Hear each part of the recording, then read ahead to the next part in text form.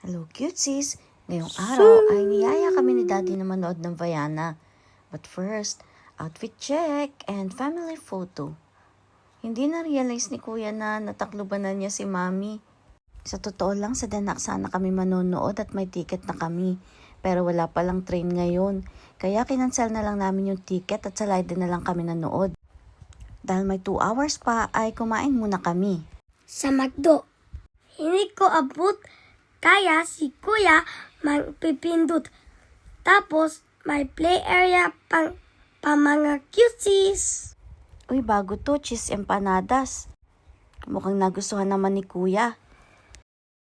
At syempre, hindi ako papahuli, titikman ko rin. Masarap, approved. Ilang bansa na yung natikman ng anak nyo ng chicken nuggets? May oras pa nga, kaya nag-decide muna kaming maglakad-lakad pa sa Leiden. Dahil ihing-ihi na ako, pumunta na kami sa sinihan. Lido yung pangalan.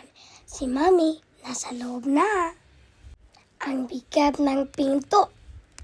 Finally, banyo na may mababang salamin. Yes! Finally, nandito na kami sa loob. Wala pang tao. Siyempre, di mawawala ang food. Mayroon din akong seat booster, pati na rin kay cute si Mami. Kaya lang matigas, pero comfy naman.